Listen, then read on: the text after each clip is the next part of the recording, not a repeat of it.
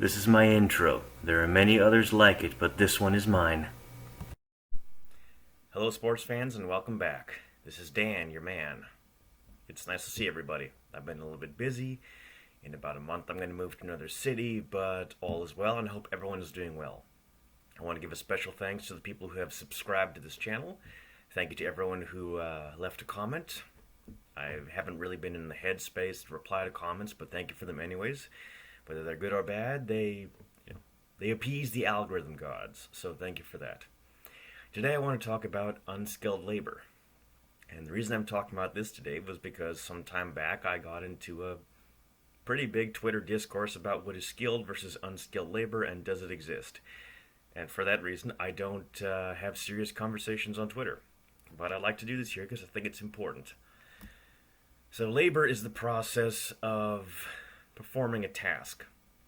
Unskilled labor, specifically, is labor that you can do without specialized training. Skilled labor is something you need specialized training for. Let's say imagine a firefighter versus a doctor, or a sanitation worker versus a physicist.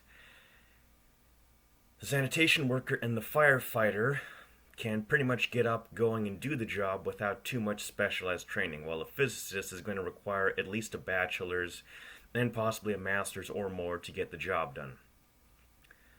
Now I understand this is somewhat controversial because the title of unskilled labor carries with it some very negative connotations. And it was originally used as a scientific term. But like many scientific terms, it's taken on a very negative cultural stance. So I am saying this here without denigrating unskilled workers, because unskilled does not mean easy work. Definitely the laborers on a construction site are far more skilled and far more hardworking than any CEO, whose job is to tweet all day. Now a big part of why I want to bring this up is the fact that yes, capitalism does denigrate unskilled labor because these people are, on average, easier to get rid of and easier to replace. If someone requires years of specialized training, they're a little bit harder to replace. Not always, but most of the time. The times when unskilled laborers have better wages is because they're more organized. Years ago, when I worked in construction as a carpenter's apprentice, the laborers' union was much more militant and much more aggressive than the carpenters' union, so they had a higher wage, even though we were technically, I guess you could say, specialized or skilled workers because of our carpentry skills. But our union was much more willing to roll over and lie down like a good capitalist dog.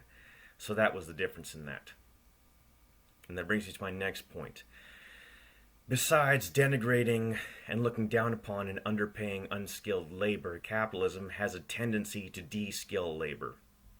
This is a process we've seen time and time again, where a workplace is either automated or brings in unskilled labor to replace skilled labor. So farmers are replaced with migrant labor, workers might be replaced with automatic machines, or factories might be outsourced to countries where the wages are much lower. And this is a real serious problem because, like I said, the system really does lean towards de-skilling because workers are seen as a problem. They are seen as an expense.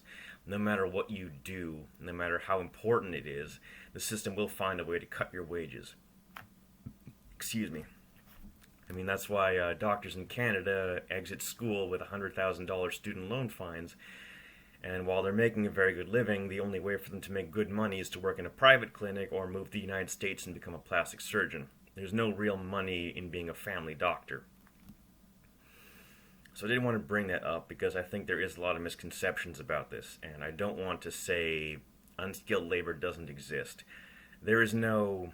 If you're doing labor, it's never easy. If you're flipping burgers at McDonald's, you are turning out burgers at a factory line pace while dealing with boiling hot oil and abusive customers and, more likely than not, an abusive manager. So I don't want to denigrate that.